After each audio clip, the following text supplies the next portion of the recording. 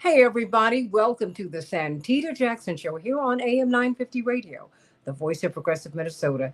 It is a joy to be with you today. Let's talk about the United Nations General Assembly 2025 meeting. And everyone wanted to see what President Trump was going to say. And he said a lot. And he said a lot. And he said a lot. And he said a lot. And let's analyze this. And there was a lot going on in the General Assembly. We're looking at Palestinian statehood.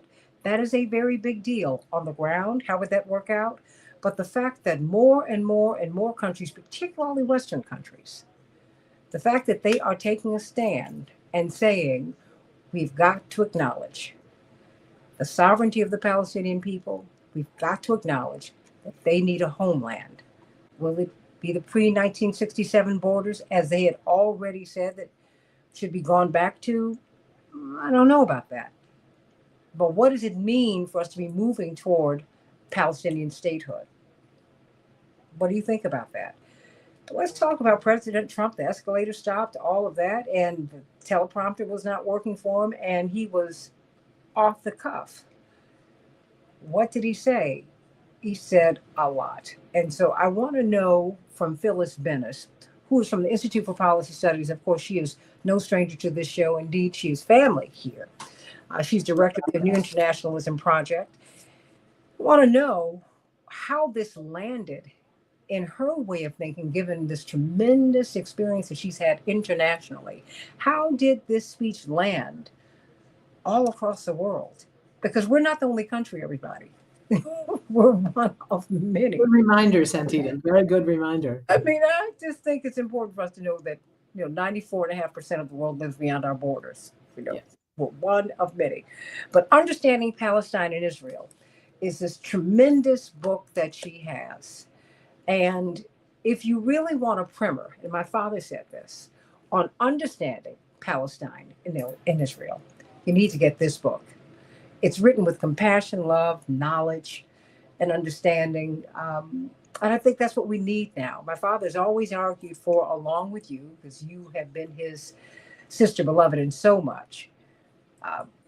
Israeli security and Palestinian justice are married to each other. But lions and lambs have to lie down together, do we not? That's what we have learned. Well, at least that's what our foreparents have tried to teach us. I don't know if we've learned it, but we welcome Phyllis Bennis back to the show. I'm so excited to have you here.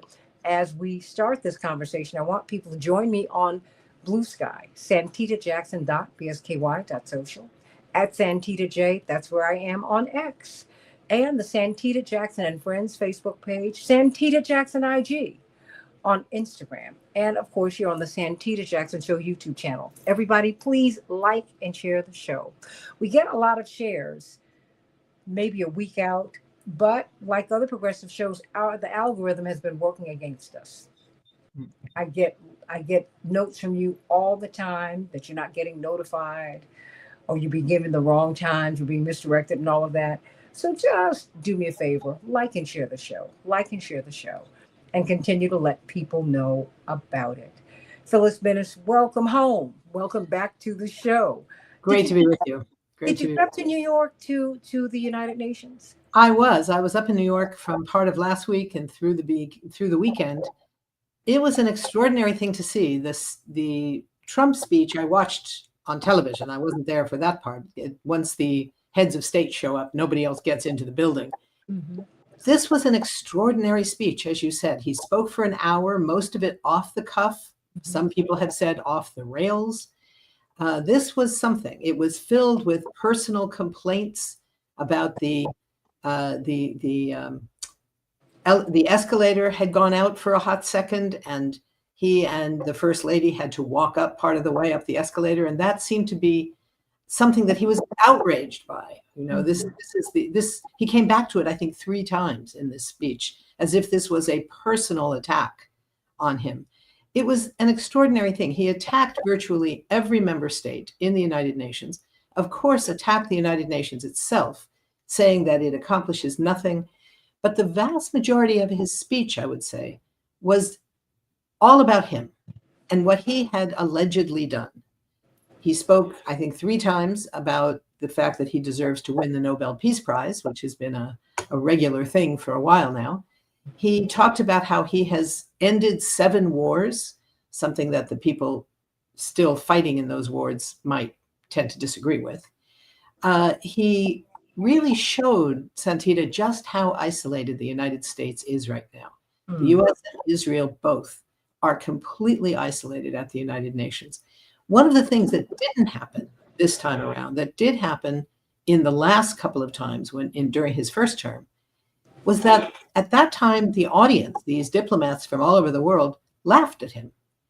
This time, only a few people laughed. It was clear that people found what he was saying absolutely preposterous in a number of ways, but they were afraid. They were afraid of new sanctions. They were afraid of probably not even sure what they were afraid of. But we didn't hear the laughter. We didn't see countries, delegations getting up and walking out, which we have in the past. So there was a sense of fear, even though at the same time it was very clearly showing just how isolated the United States has become in the face of the world. One of the things he said at one point, he said, "I'm really good at this stuff, and your countries are all going to hell." And it was like, what does that even mean? You know, I'm really good at what? Telling you that your countries are worthless, that your countries are going to hell? He spent probably half of the hour. These speeches, of course, are supposed to be no longer than 15 minutes, but no one was obviously going to stop him when he went on for virtually an entire hour.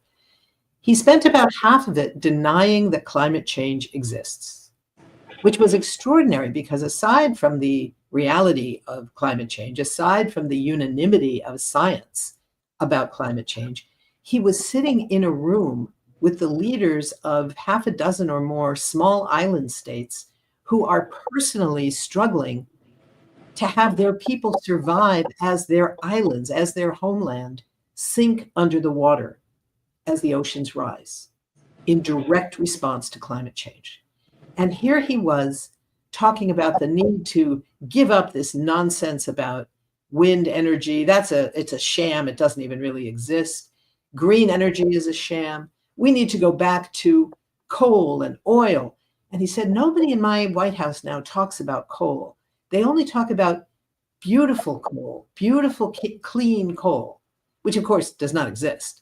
But he said, this is what everybody in my White House talks about, because doesn't that sound much nicer than talking about just coal?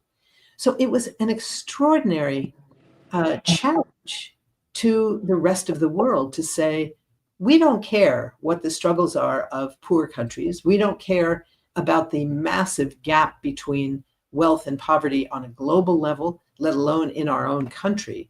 None of that is important to us. What's important to us is we are dominant, we are on top of the world, and the rest of you really don't matter. And it was fascinating because in the days running up to the opening of the session, what they call the general debate, which is when the heads of state come, which began on Tuesday, yesterday, you did have several days of high-level meetings at the United Nations that put the question of Palestine and Palestinian rights and ending the genocide in Gaza smack at the center of world concern, of world opinion, and world action. And that is perhaps the issue on which the isolation of the United States and Israel is greater than any other issue. There's lots of disagreements, but No, that one is I need amazing. you to go back to that, what that isolation looks like, Yeah. how it plays itself out, because I think Americans are under the misimpression that we are the world, right? We're only 4.5% of it. And our global influence is diminishing by the day, I think, because of this isolation. But could you explain why we're isolated? Because you said the United States and Israel. What does that mean? How does that play out? Well, what plays out is that the United Nations is a venue and a player for what is a rising level of unanimity around the world on a host of questions that focus first, not only, but first on the issue of genocide in Gaza, the urgency of needing to stop that genocide, the necessity of identifying it as what it is, which is genocide, because as the scientists say, you can't prescribe a solution for something until you name it and you know what you're dealing with. So that's one aspect of it. What we saw in the days running up to the Tuesday opening of the general debate was a host of meetings and conferences, one of which was sponsored jointly by Saudi Arabia and France, that was aimed at reaffirming the so-called two-state solution and as providing a venue for a number of European states to join the 147 states across the United Nations from all over the world who have already extended full diplomatic relations to Palestine as a state. Only the US veto in the Security Council prevents the state of Palestine from being welcomed as a full member of the United Nations. As it stands now, because the General Assembly can do some things, but not everything, it can welcome it can welcome Palestine as it has, as a so-called non-member state. So they can ask for special arrangements for Palestine to be able to participate in debates within the General Assembly, but it can't vote. It doesn't have the rights of membership because that requires both the General Assembly and the Security Council, where the US has its veto, to agree, and the US refuses. So one aspect of this was the US is simply isolated in not recognizing Palestine as a full member state of the United Nations. So that's one part of it. The other part had to do with the question of what was going to happen regarding the genocide. And we're looking, remember, Santita, this is coming exactly 1 year after the General Assembly passed a resolution last year that was based on decisions that had been issued by the International Court of Justice, the UN court, the World Court, the most important global court in the world.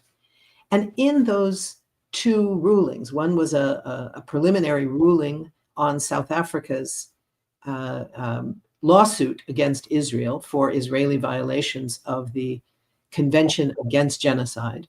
The other was from a very lengthy advisory opinion issued by the World Court regarding the illegality of Israel's entire settlement project across the West Bank, Gaza, and occupied East Jerusalem. For the first time, the World Court said, not only is Israel violating the Geneva Conventions, for example, that prohibit collective punishment, that prohibit destroying territory in an occupied area, that prohibit the forcing out of people from that occupied area. All of those individual actions have long been considered illegal.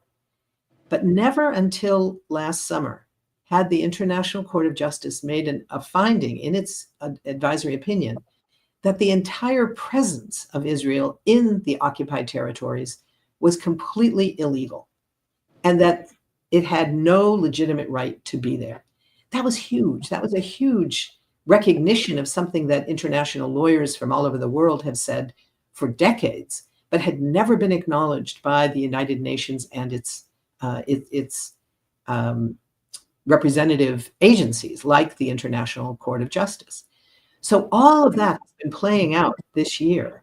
And the first part of it, which has to do with the obligations of countries, including the United States, of course, who are signatories of this convention, the Convention Against Genocide.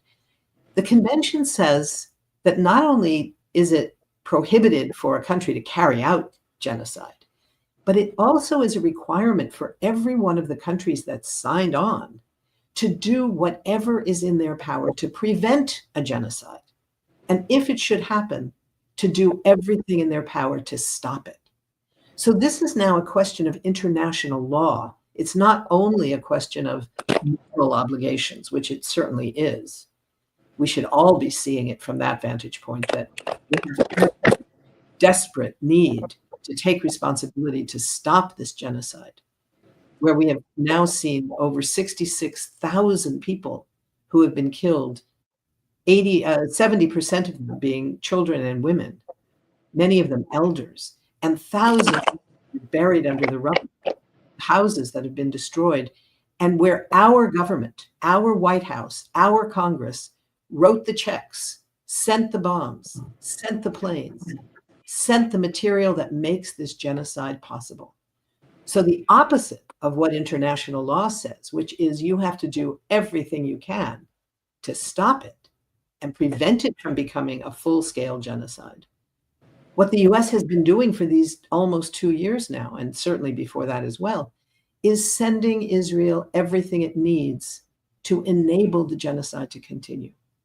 Sending the weapons, sending the money, sending the bombers, sending the tanks, sending the ammunition, all of it. It's on us. We are complicit in this. And that's what was coming out in these meetings at the United Nations. So when I say that the United States is isolated, it's isolated because it is enabling a horrific act of genocide in Gaza. And it is standing in direct contradiction to the requirements of international law, specifically the Covenant Against Genocide.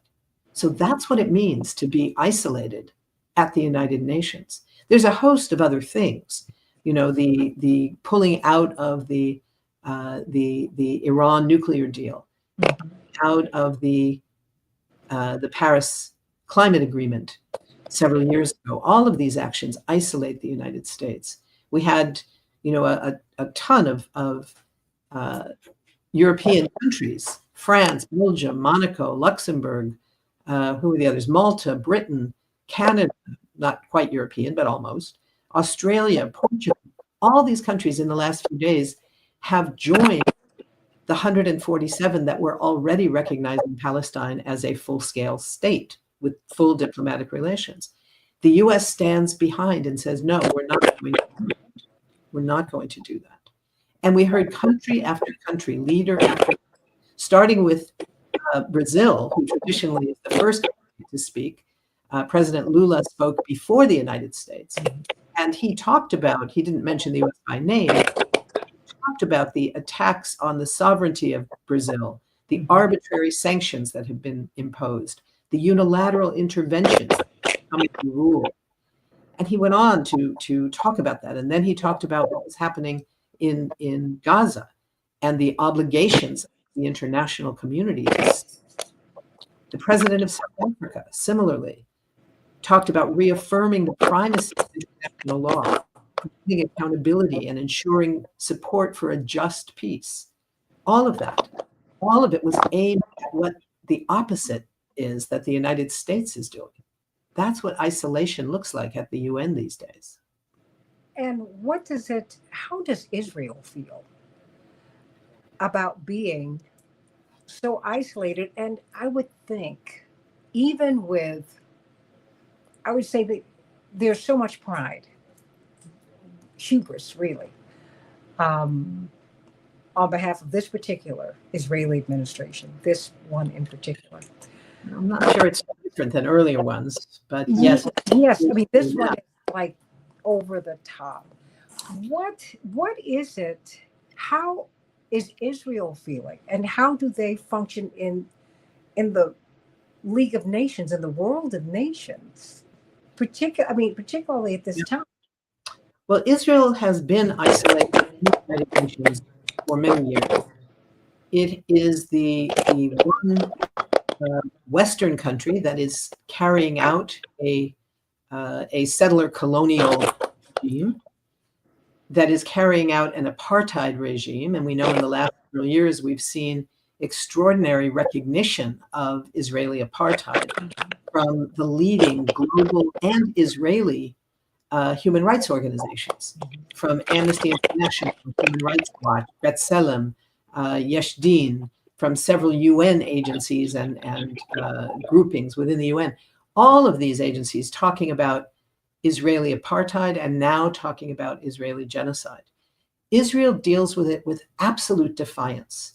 And if you remember, Santita, at the beginning of the genocide that began immediately after the horrific Hamas-led attack of October 7th of 2023, as the attacks by Israel quickly became clearly something that was moving towards genocide and very quickly became genocidal in the world, in the views of the leading organizations of genocide scholars, of Holocaust scholars, etc. What we saw was the position of Israel to blast through any concern about what the rest of the world was saying.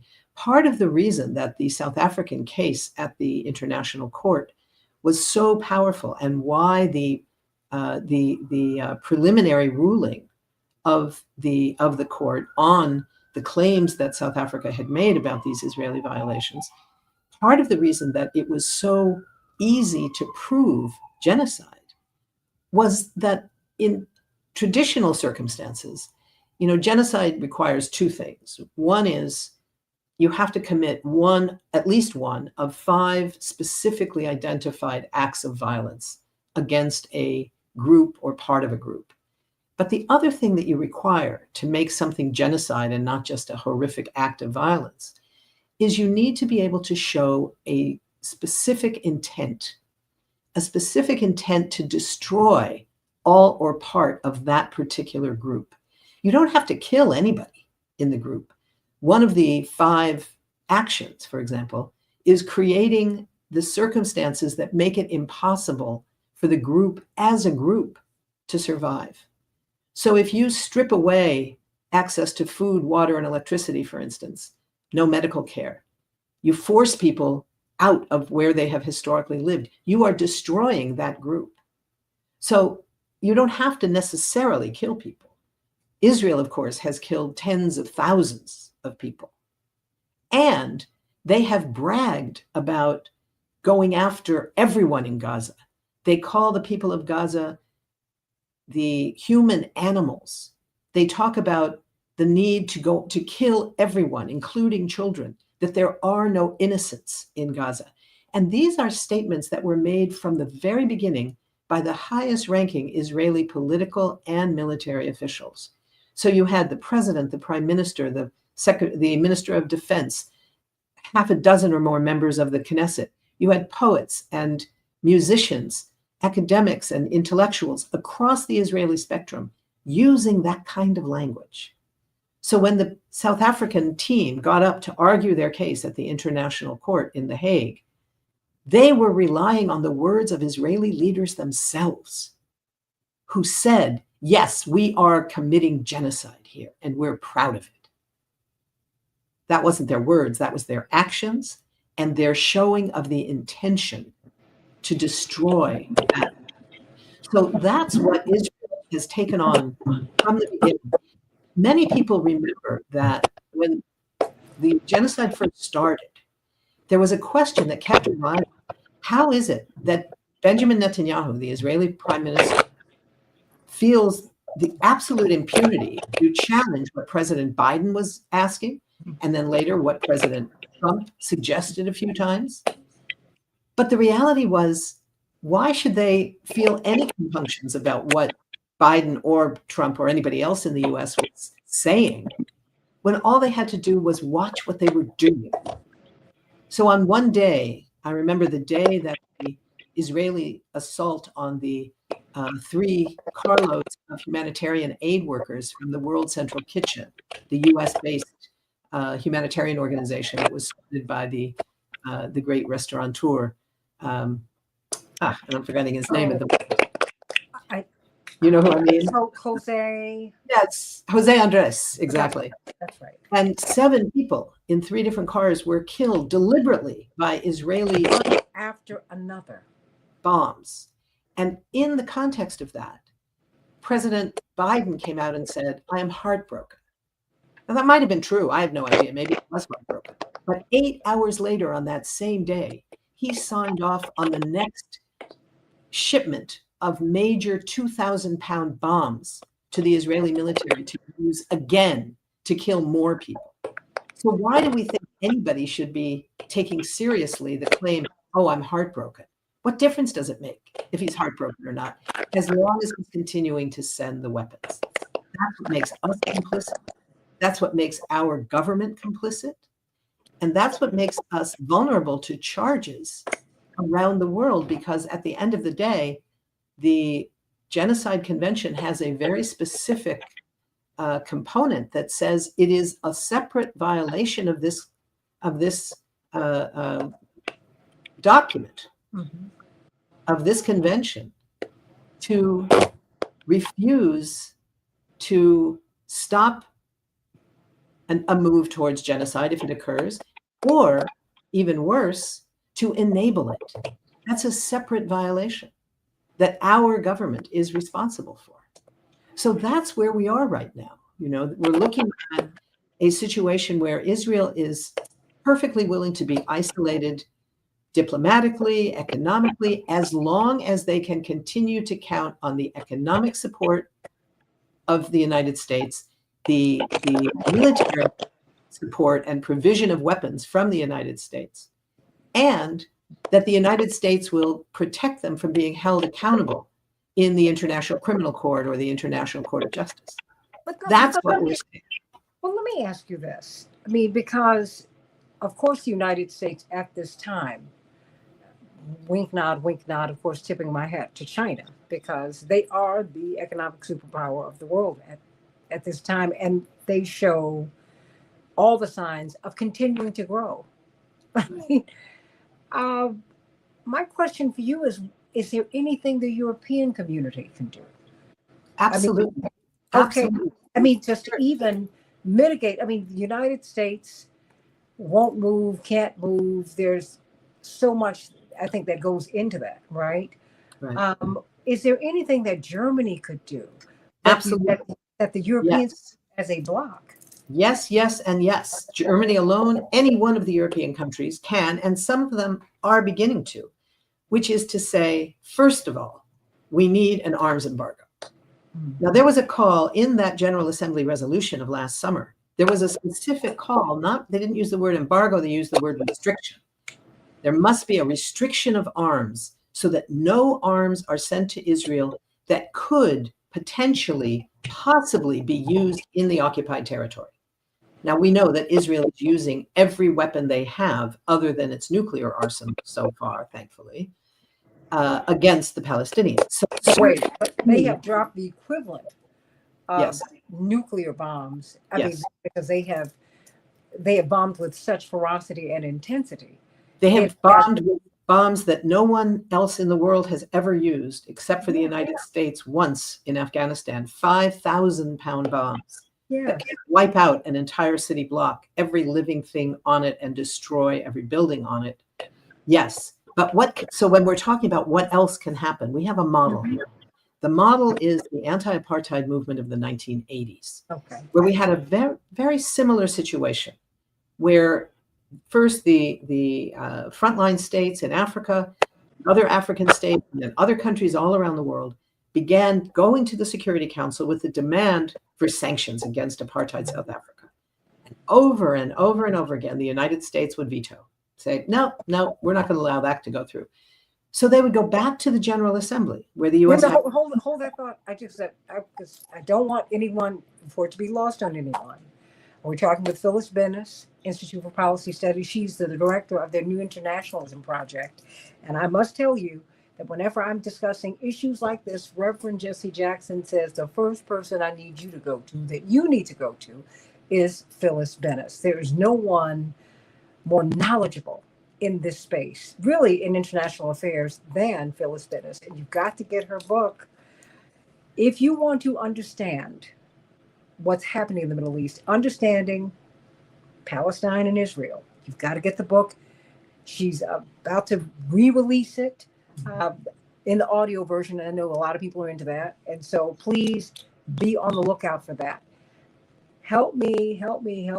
Because I mean, you know, you have anti-BDS, but I guess the BDS of my time was, you know, boycotting South Africa. Absolutely. And that's the model we're looking at. The model from the 1980s. We didn't call it BDS then, but that's what it was. It was boycotts, divestment campaigns, it was sanctions, it was all kinds of things. And some of it looked very like what is happening now against Israeli apartheid and Israeli genocide. So, for example, this happens at the United Nations. The resolutions get vetoed in the Security Council. Then a couple of other countries will take it to the General Assembly where there's no veto. And it passes with huge majorities. Right?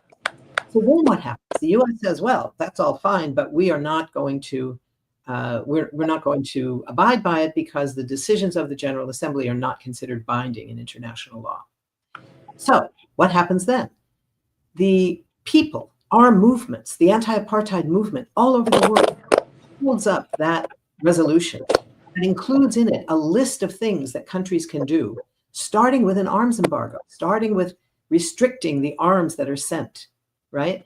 And when they hold that up and they go back to their own governments and say, this is what you need to do. We don't want to be an outlier state.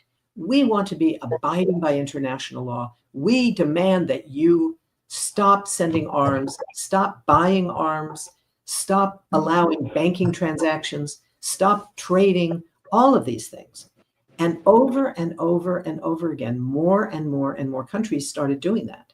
And eventually, there were enough countries that the US became so isolated that they kind of gave in and allowed the anti-apartheid movement in the United States, that was, of course, led by the Black Caucus of the Congress and the Black churches, including your father, of course, who was part of that.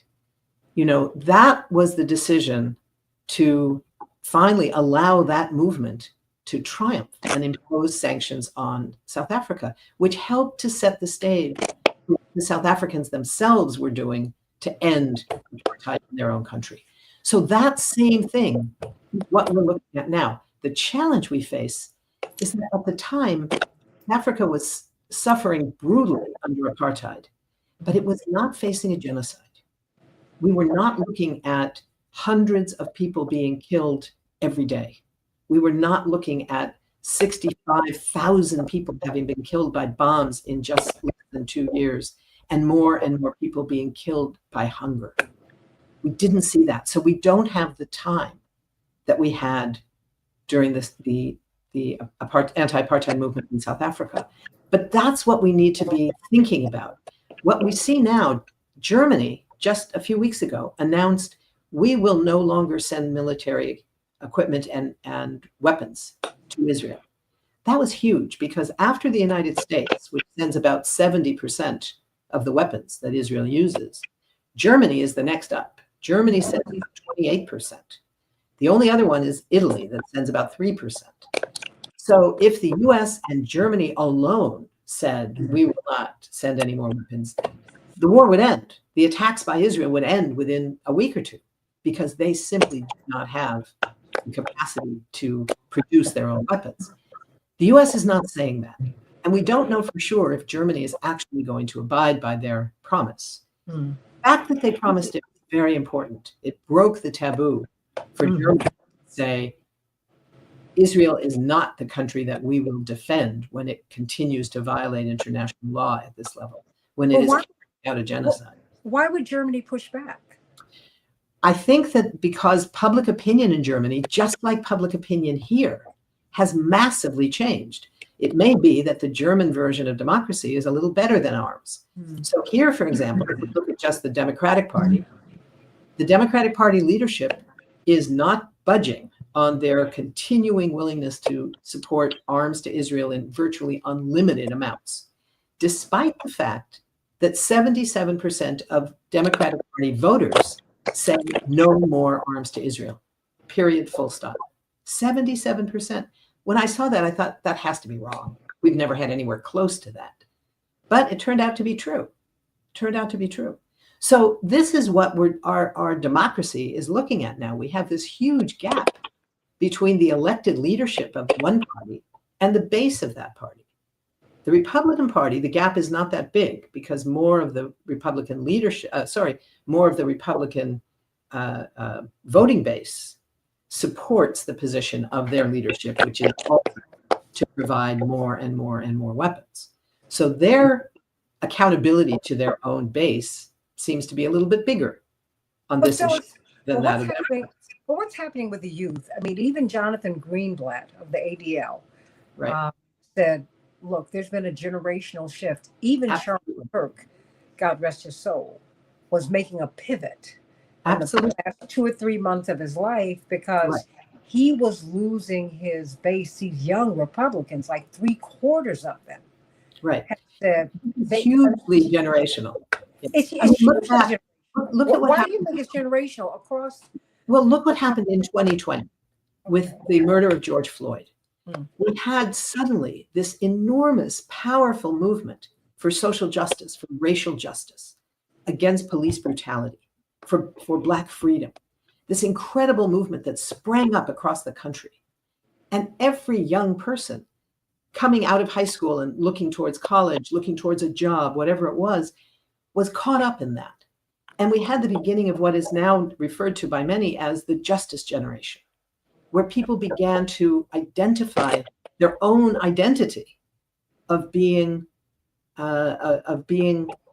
part of the movement for social justice. It's perhaps the most evident, it's not the biggest, but it may be the most obvious in the Jewish community, where young Jews, for the first time in massive majorities, were challenging from different varieties of different vantage points, but beginning to challenge the support for Israel that had always been sort of a given. You know, when I was a young Jewish kid growing up in Los Angeles, if you identified as Jew, you identified with Israel. That's Mhm. all there was. There was no other identity. Now, young Jews are growing up, they're joining Students for Justice in Palestine, they're joining Jewish Voice for Peace, the organization I'm privileged to work with. They are saying, our identity is no longer bound up with Israel. Our identity is part of this incredible movement, this broad, well-defined, very broad movement for social justice, whether that was the movement against racism or now whether it's the movement against genocide. The young people in the campuses who built these encampments all last year, such a powerful movement, and they have paid a huge price for that, included African American youth, Christian youth, white youth, Latino youth, and crucially, Jewish youth who were part of that movement. So this is very much, there was something that happened, another one that I thought this can't be true. A few years ago in 2021, this institute called the Jewish Electorate Institute, it's a voting polling outfit in the United States. They did a poll of Jewish voters. And the question was, how do you define Israel? And they were given about 6 or 8 choices that included being a major democracy, that included being a flawed democracy. 25% of all Jewish voters chose apartheid, that Israel is an apartheid state. 38% of young Jewish voters said that. So even then, before the genocide, we had this gap between the youth and the older generation. So this is what is, I mean, this is what gives me hope that there is this change underway, that we are going to see soon. The question is, will it be soon enough? How many Palestinians will be killed in the meantime? That's the challenge of now. That's the moment of now that we are looking at. But that's where we are. But let me ask you this, because aren't we seeing then, just all across the world, a generational shift on colonialism, on neo-colonialism? Absolutely. I mean, because we see that in the Sahel, in Africa. You've got, led by President Traore from, he's saying, in Mali and Niger, they're saying, look, France, get out. Done. We're Out, done with out, this. we're done. We want our money. And we're not going to ship this to you anymore. You're seeing the shift throughout the African continent. You're seeing the shift in South America, led by Lula in Brazil. Yep. Now, my question for you then, as we're looking around the world, what is happening in the Arab world? They, to me, are like they're the border, they're the frontline states for Palestine, right? Well, they should be, but they have not been. We need to be clear about that. Other than rhetorical statements designed primarily to pacify their own populations, who are very supportive of Palestinian rights, unlike the governments of virtually all of the Arab states, none of them are serious supporters of Palestinian rights. But we do see this challenge. It's not only the neo-colonialism of Western Africa, for instance. We're also seeing in the Middle East, we're seeing, for example, with Israel, of course, we're seeing settler colonialism being challenged as settler colonialism. We're seeing the same thing with Morocco in Western Sahara, where we are seeing settler colonialism being challenged directly. So the challenge we have here, and this was very evident at the United Nations, both in these preliminary conferences last week and in the speeches that were given yesterday and today, and will continue tomorrow and Friday and Saturday. The Arab states are not making commitments. They are speaking very loudly and very passionately about the attacks on Palestinians. When Israel attacked the Palestinian negotiators that they were ostensibly negotiating with in Qatar, and didn't kill the negotiators, but killed the son of one of the lead negotiators and killed a number of other Palestinians and I believe 2 Qatari citizens who were with them. The outrage at the Security Council meeting the next day was absolutely over the top.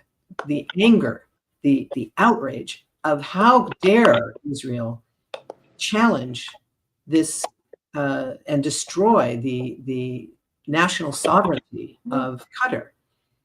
But they hardly mentioned the impact of it, which was they were destroying, they were going after, they were trying to assassinate the top leaders of the negotiating team, which Israel has done a number of times before. When negotiations look like they might get somewhere, they take out the team so there's no one left to negotiate. And then they say proudly, we have no one left to negotiate with because you have assassinated them. Well, why did they do it? Because their interest is not in ending this war. That's what we have to grapple with. Netanyahu himself, and this part is where I do agree with him about the particular role of Netanyahu and his government, his own cabinet. His cabinet is a combination of the center right, the far right, and the fascist right. In that context, he is one of the furthest left in that context, if you can imagine that. But what we are dealing with in that government is that he is held hostage to the 2 furthest right-wing members of the cabinet, one of whom is historically prohibited from even running for a seat in the Knesset, let alone given a seat in the government, because he was seen as too racist towards Palestinians, even for Israel, which from what we know about in Israel, you know how racist somebody must be to be prohibited on that grounds. So that's what we are looking at. The moment that Netanyahu goes ahead and signs off on some agreement of any sort that does not allow him to continue the war, to simply expel or wipe out the entire Palestinian population, those 2 far-right figures in his parliament will leave, his government will collapse, and every poll indicates that he would not come close to being able to put together another cabinet like this. So that's what is at stake here for him. But it seemed, having said all of that, this conflict, this crisis is really at the center of the world. Right now, that's absolutely right. I mean, it's just that it is right in the, why is it at the center? Partly because the nature of settler colonialism with apartheid and now with genocide is the kind of violation of international law and humanity that we have not seen for a long time.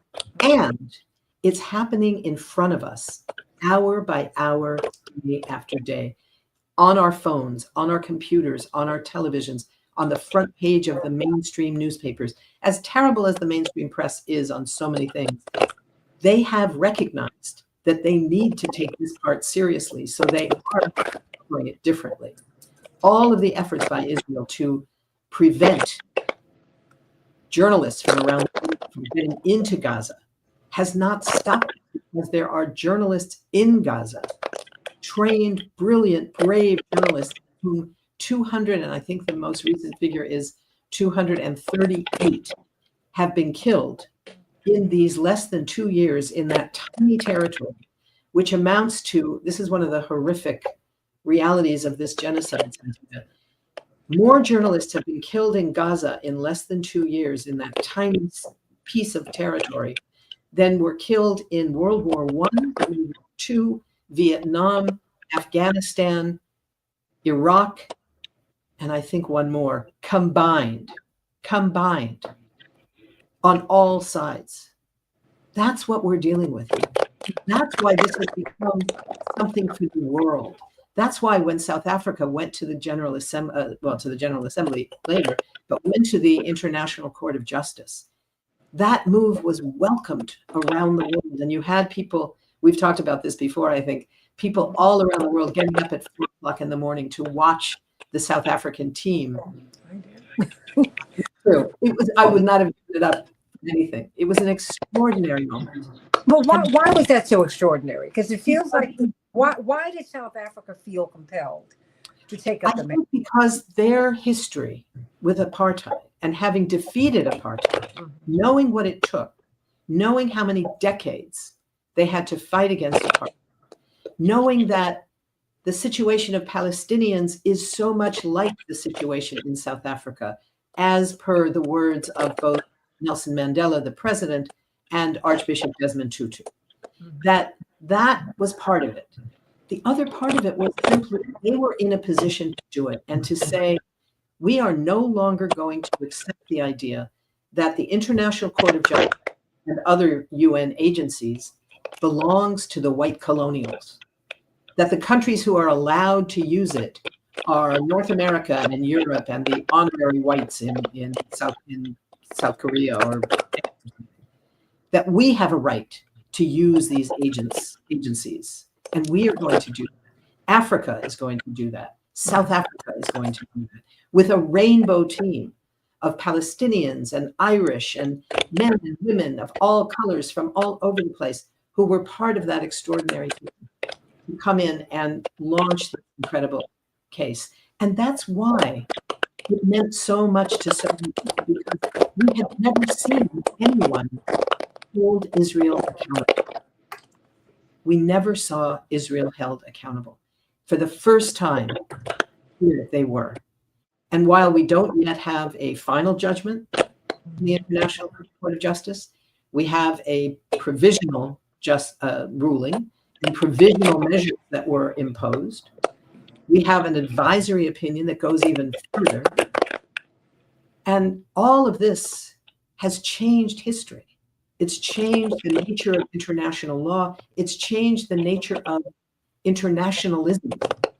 Because from the beginning, this move that South Africa made was not only the government. From the beginning, they were working with civil society, with Palestinian and South African civil society inside South Africa, with leading Palestinian civil society organizations inside Palestine, from some places around the world.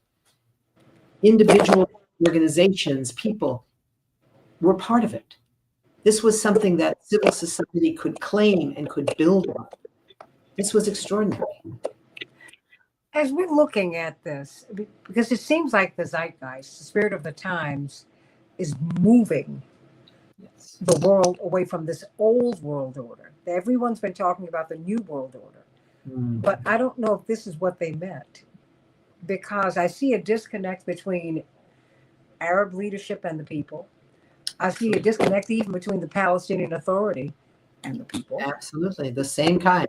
Yeah, I'm seeing a disconnect between the stated goals of our government and the needs of the people, and you're beginning to see the right and the left come together on some issues, including the Middle East.